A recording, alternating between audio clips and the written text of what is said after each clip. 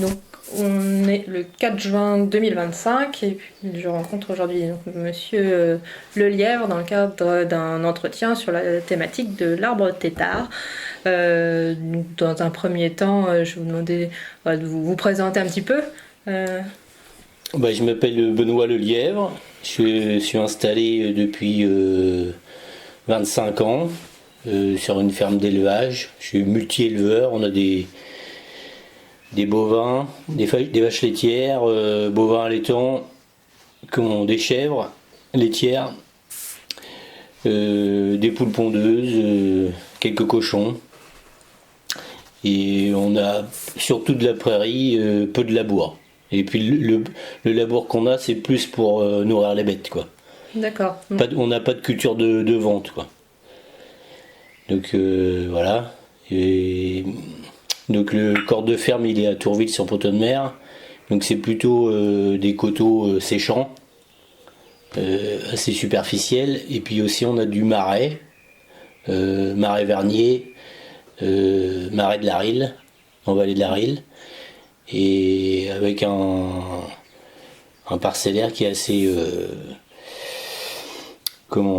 écarté les uns des autres. Alors les bêtes se baladent beaucoup. D'accord. Est-ce que vous êtes originaire de la région Non, moi je suis né à Grainville-Imoville, à côté de Goderville. Et ma famille, surtout les paysans, plus la pointe du Havre, quoi. D'accord. Rolleville, Saint-Martin-du-Bec, Turtot. Ok. Et moi, quand adolescent, la ferme familiale, mon oncle a arrêté, et moi j'ai recommencé à zéro en 2000. Et donc j'ai trouvé une petite ferme de l'autre côté de l'eau. Et puis je me suis installé. D'accord. Et donc quand on vous parle d'arbre tétard, pour vous, ça évoque quoi Ça évoque le marais.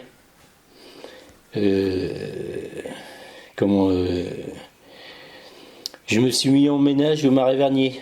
Et donc du coup, les arbres tétards, pour moi, c'est le marais vernier. C'est là que vous avez un peu le marais vernier, les canaux avec les lentilles, les saules. Oui, c'est là que vous avez un peu découvert cette pratique, ou c'est quelque chose que vous connaissiez déjà avant? Dans le Pays de Caux, il y en a moins, mais il y en a quand même. Il y a des tétards de frêne sur les talus. Il y a les clos masures, forcément. C'est moins courant dans le Pays de Caux, mais oui, forcément, au marais, c'est là où j'ai découvert vraiment le tétard. D'accord. Vous avez beaucoup d'arbres tétards sur votre exploitation? On entretient 13 km de haies. Il y a peut-être 20-30% de tétards dedans. D'accord. Je sais pas en nombre de tétards combien ça peut faire. On en a peut-être 200-300 à entretenir. Oui. C'est déjà pas mal. Ouais, effectivement. Et de différentes essences. Donc au marais, c'est surtout des bois d'eau, saule, aulne. Il y a pas mal d'aulne au bord de Rille.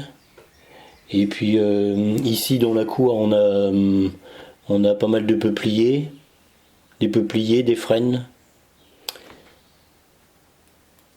Quelques érables champêtres, mais c'est vraiment anecdotique, quoi. Est-ce que vous trouvez qu'il y a des essences qui sont plus adaptées que d'autres? Au marais, le saule tétard, c'est la référence.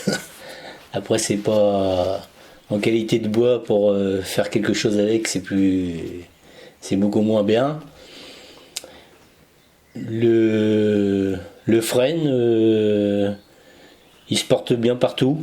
Enfin, vaut mieux quand même un peu d'eau au pied, mais ça fait des beaux arbres, et puis c'est du bois d'excellente qualité. Ah oui, j'ai des chênes aussi, chênes tétards. J'en ai pas beaucoup, mais il y en a quelques-uns. Et est-ce que c'est des arbres qui étaient déjà présents, enfin, qui étaient déjà taillés en tétard, ou vous en avez planté aussi dans l'objectif de les tailler de cette façon? Ouais, j'ai rebouché des trous, mais j'en ai peu planté. C'est surtout des arbres qui étaient déjà là quand je me suis installé que j'ai entretenu. Qui étaient plus anciens. Mm. Et quel intérêt vous voyez à ce type de taille? Bah, on conserve le tronc qui est pérenne, qui est toujours là, qui entretient, enfin, avec les racines, ça maintient les berges, les talus. Il est là en permanence. Et puis on peut exploiter le bois régulièrement. Ouais, vous l'exploitez comment? Alors, par le passé, je faisais tout à la tronçonneuse pour faire du bois de chauffage. Et là, depuis peu, on a fait venir une pelleteuse avec un sécateur. Et donc, du coup, on taille à 1,50 m, 2 mètres du tronc pour pas l'abîmer. Et après, en fait, on remonte à l'échelle ou avec le godet du tracteur et on refait des coupes propres à la tronçonneuse. Moi, c'est aussi que depuis 25 ans, bah, moi aussi j'ai pris 25 ans. Alors, l'abattage mécanique avec le sécateur, c'est quand même question sécurité, c'est beaucoup mieux. Oui. Une fois que, après, quand il n'y a plus que les gambons de 2 mètres à couper, c'est beaucoup moins dangereux, quoi. En fait, ce qui est très dangereux, c'est les branches qui partent à l'horizontale. Ça paraît être les branches les plus simples à couper, mais c'est là où il y a le plus d'accidents, quoi. Parce qu'en fait, quand on coupe, des fois, la branche, elle éclate avant. Donc là, en fait, avec le sécateur mécanique, toutes les grandes branches sont coupées et il n'y a plus qu'à faire la coupe propre autour de l'arbre, quoi. C'est beaucoup moins dangereux. Et du coup, vous êtes formé à ce type de taille ou vous avez appris sur le tas? Disons que les années passant, oui, on s'est formé. J'ai fait des formations aussi pas spécifiques. J'ai planté beaucoup de haies. J'ai plus fait des formations sur les haies en général que le tétard en lui-même. Mais j'ai jamais fait de formation d'abattage proprement dit. Mais enfin, en famille, on a toujours fait du bois, tout ça. La tronçonneuse, j'ai toujours été assez prudent. Oui, J'ai vu des accidents très moches. Alors j'ai fait attention. Oui, oui. Et du coup, à part l'appel, enfin, le sécateur mécanique, vous utilisez quel type d'outil?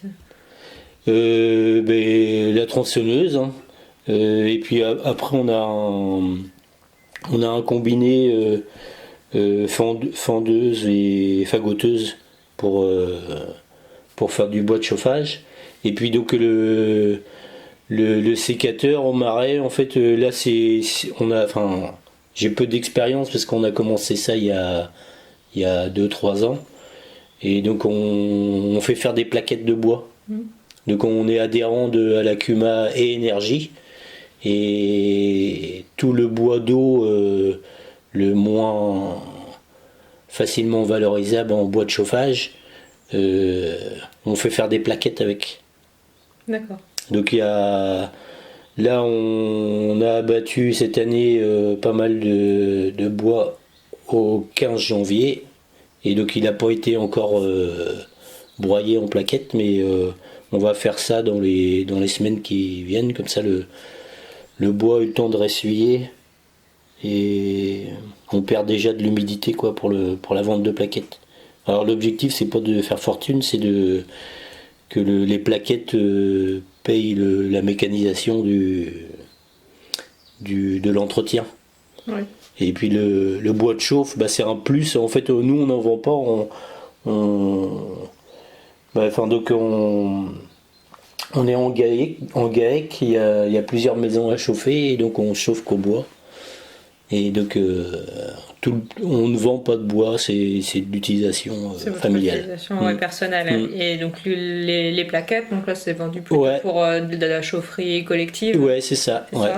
Et c'est en fait c'est l'Acuma et Énergie qui s'occupe de toute la logistique,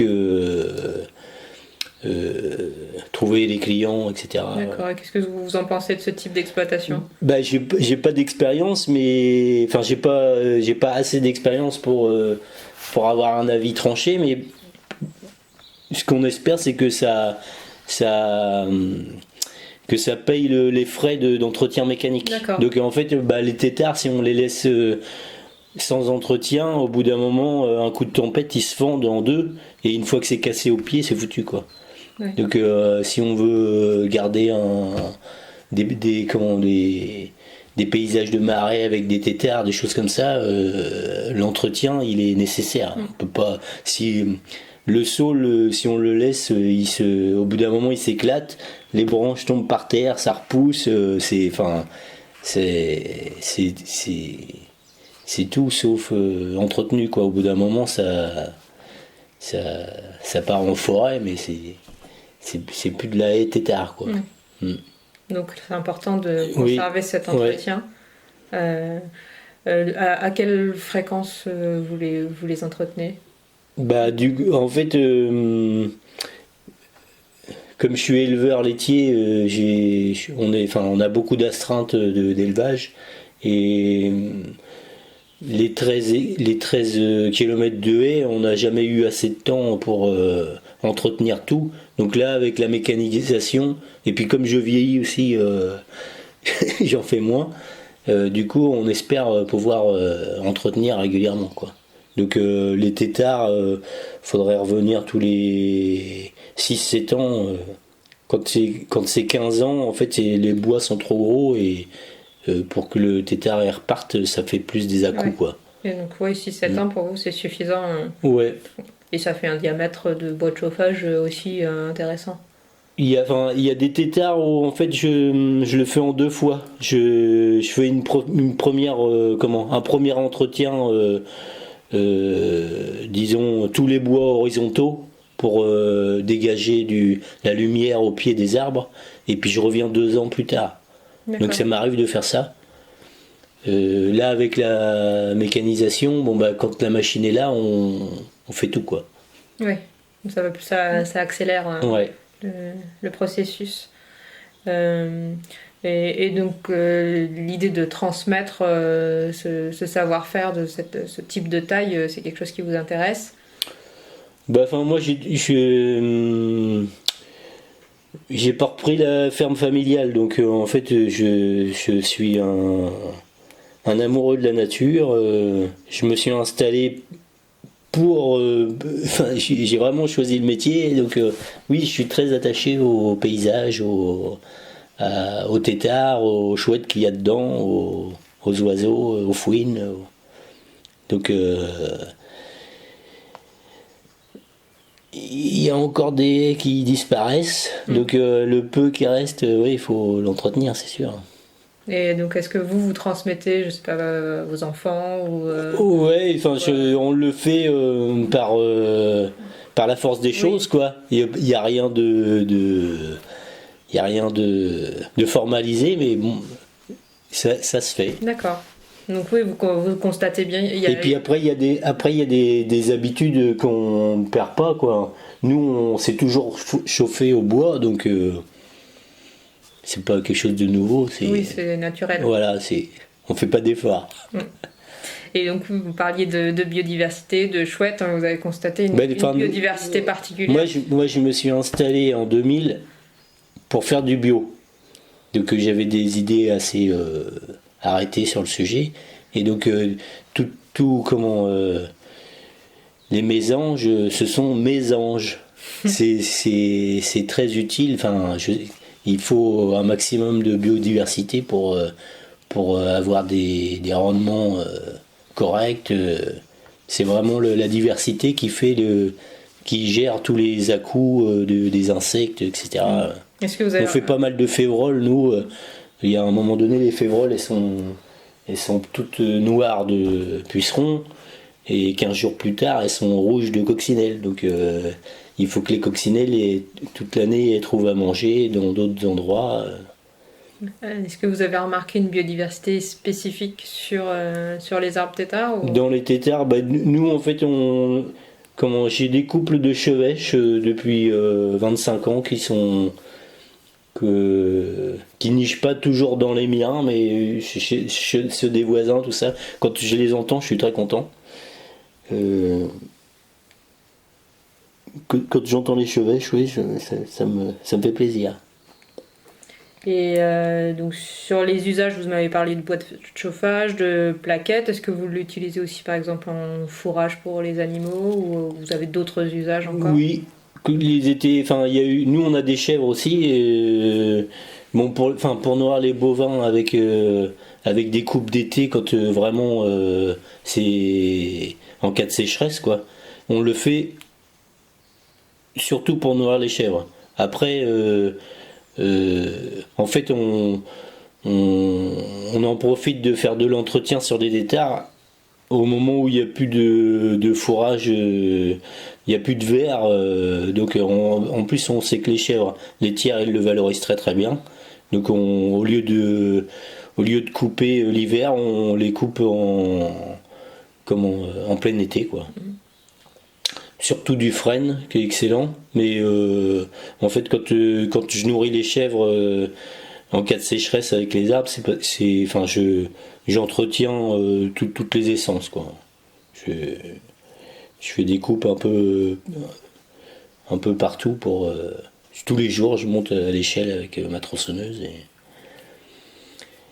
donc on nourrit les bêtes et puis les plaquettes en fait quand on a commencé à faire de la plaquette de bois on n'en a pas fait de assez grosses quantités pour pouvoir remplir des remorques entières ou des semis pour aller dans des chaufferies et donc on l'utilise en litière aussi. Ouais. On fait des fonds de litière avec la plaquette de bois. C'est très drainant donc du coup on gagne de la paille par dessus et puis la plaquette se gorge de la pisse des animaux, enfin le lisier, et du coup quand on reprend les fumiers, il n'y a pas de fin d'azote parce que comme moi je fais du bio, je mets pas d'engrais azoté. Si on veut utiliser les plaquettes de bois comme amendement, souvent faut rajouter du fumier ou enfin on sait qu'il y a une fin d'azote derrière.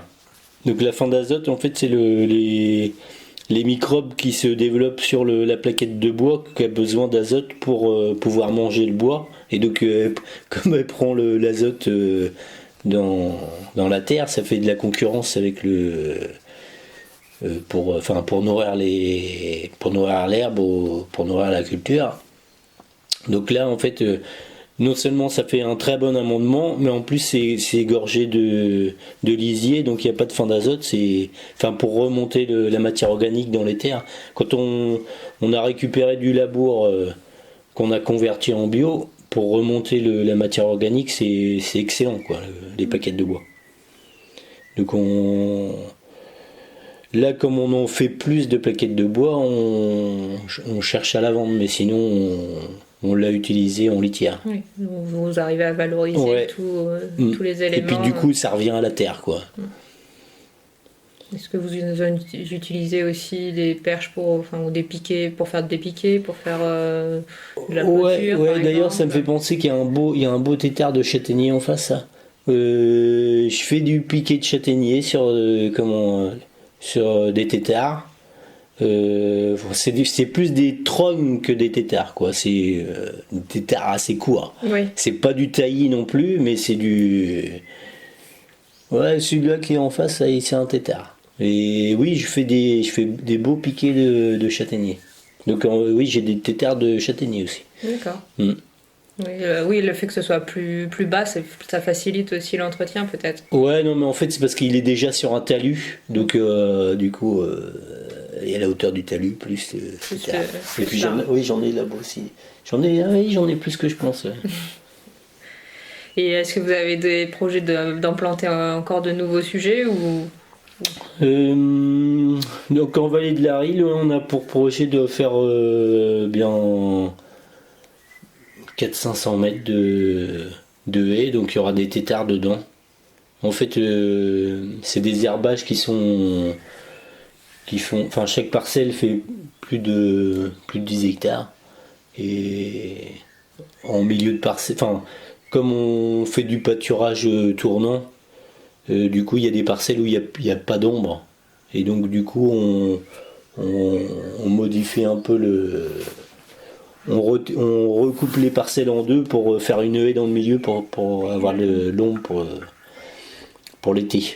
Et sur ces nouveaux sujets, est-ce que vous envisagez de faire évoluer vos pratiques ou toujours de fonctionner de la même façon, les faire plus bas, plus... Alors, comme on m'a proposé du peuplier noir, un truc endémique du Marais Vernier ou de... Oui. Et donc, du coup, on va faire des boutures. D'accord. Donc, certainement, soit cet hiver ou l'année prochaine. Ok.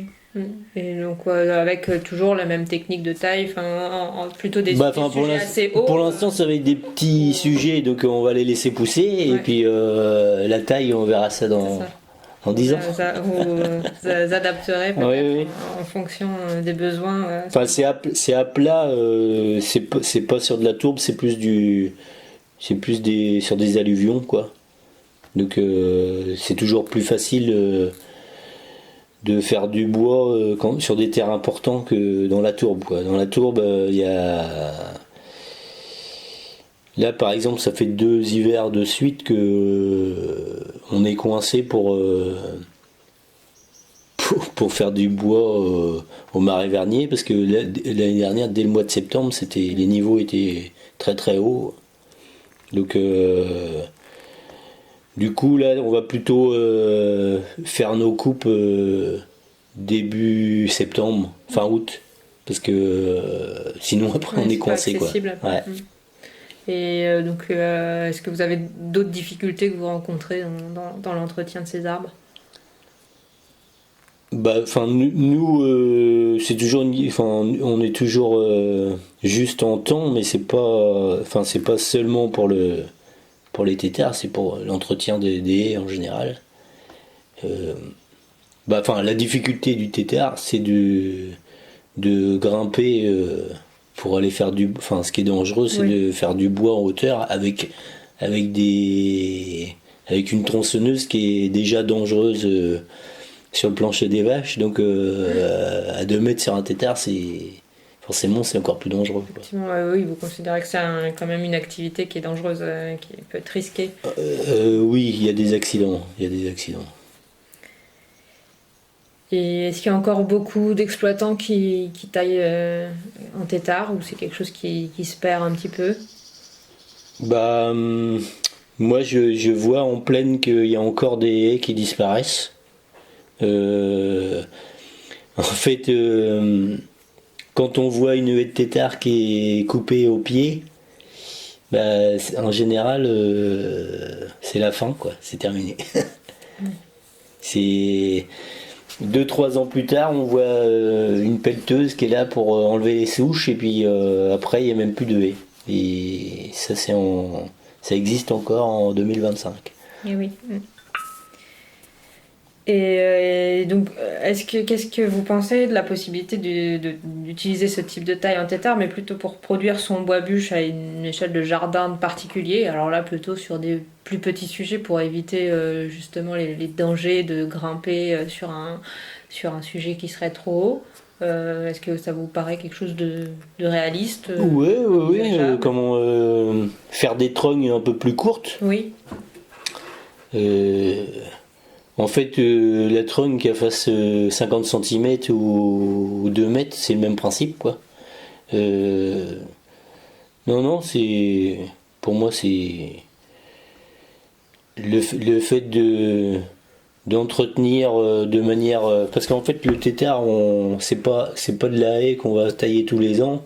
On revit enfin si on coupe tous les même en venant tous les 4 ans ça laisse le temps aux oiseaux de s'installer, c'est pas très dérangeant quoi. C'est le taille-haie quand on passe des fois plusieurs fois dans l'année, forcément c'est pas la même chose. Même si à l'intérieur de la haie il se passe des choses là, il y a quand même une production de bois. Oui, là, ça peut permettre à des particuliers de produire leur propre bois, même sur des parcelles finalement assez réduites. Oui, et puis quand le bois n'est pas forcément la source de chaleur principale, en complément, déjà quelques tétards, ça fait quand même un paquet de bois, quoi. Oui. Et en termes d'efficacité pour du bois de chauffage, si on a du tétard de saule, ça fait beaucoup de volume. Mais bon, pour le particulier c'est un complément, ça peut être quand même un bois intéressant. Après le frêne, c'est du bois excellent, mais ça va pousser moins vite, quoi. Donc faut être plus patient. Le frêne, le chêne, le châtaignier, ça a tendance à faire un peu de charbon, quoi. Faut le mélanger avec un autre bois, et sinon ça chauffe bien. Ça chauffe bien. Voilà, je crois que j'ai fait le tour de mes questions. Je ne sais pas si vous avez des choses que vous souhaitez dire en particulier sur ce sujet-là. Non, rien de spécial. Si, oui, je pourrais donner des anecdotes. J'ai des tétards. J'ai des tétards qui ont peut-être 100 ans, je sais pas combien ils ont. Et donc, en fait, dans le tétard, j'ai du merisier qui pousse, du sureau, du noisetier dans le même tétard. Et donc, en fait, comme le saule est creux, les oiseaux ils font leur crotte avec les graines dedans. Et en fait, les racines du merisier, du noisetier, du sureau, ils descendent dans le creux du saule qui est mort. Et là, on peut parler d'une belle diversité, quoi. C'est magnifique. Et j'en ai plusieurs comme ça. J'en ai des tétards avec d'autres essences dedans. J'en ai au moins une dizaine. D'accord. Oui, c'est intéressant. Oui, j'ai cette anecdote-là.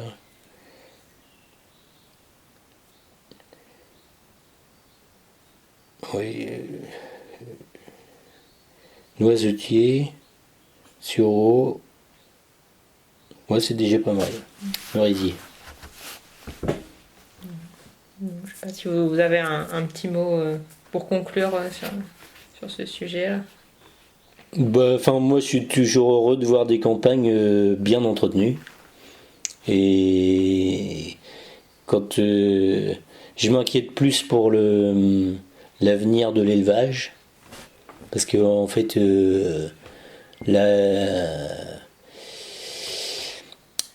on a des paysages quand même assez particuliers en vallée avec les tétards, en plaine avec les grandes cultures et tout ça, et la disparition de l'élevage. En fait, c'est quand même la haie, elle est quand même beaucoup plus présente avec de la prairie, et les céréaliers sont quand même moins attachés à la haie que l'éleveur, quoi. Parce que la vache, elle va se nourrir un peu dans la haie, elle va s'abriter du vent, elle va s'abriter du soleil, et on sait qu'une parcelle où il n'y a pas un arbre pour se mettre à l'ombre, c'est plus compliqué pour faire de l'élevage. Alors, quand il n'y a plus d'éleveurs, plus de vaches dans les champs, on retourne les prairies, et puis la haie aussi, elle est menacée derrière, quoi. Donc c'est plus le comment l'avenir de l'élevage qui m'inquiète, quoi. Donc oui, qui serait garant aussi de la préservation du paysage, Bah ouais. des haies. Et comment l'élevage laitier, l'élevage laitier, il était vraiment très réparti sur le territoire, même que ce soit là, pour la petite région du nord-ouest de l'Eure, mais même au niveau français, il y avait de l'élevage laitier partout, et maintenant c'est très comment chaque ferme est assez comment on dit spécialisée, voilà. Donc le problème, c'est la spécialisation. La haie, l'élevage, il a son intérêt dans un assolement diversifié, quelque chose de très autonome, quoi, avec l'utilisation des fumiers, etc. Donc c'est plus la spécialisation qui m'inquiète, et quand on met tous nos œufs dans le même panier et puis que le cours du lait, le cours de la viande baisse ou autre, bon bah ça impacte plus l'avenir agricole, quoi. C'est plus ça qui m'inquiète. Et j'avais espoir que ça s'arrête, mais c'est forcé de constater que ça continue. Il y a les chiffres de 2017, on n'était plus que 370 000 éleveurs en France, et puis ça a encore baissé. Donc c'est... Non, en plus je crois que c'est pas 370 000 éleveurs, c'est 370 000 fermes, et c'était déjà 160 000 en élevage. Donc c'est plus ça qui m'inquiète, quoi. Oui. Parce que après, quand dans les petites terres, vraiment qui sont encore exploitées par l'élevage, s'il n'y a plus d'éleveurs, et ben il n'y a plus de haies. Au pire aller, ça va faire de la forêt, quoi, mais c'est pas inintéressant. Mais c'est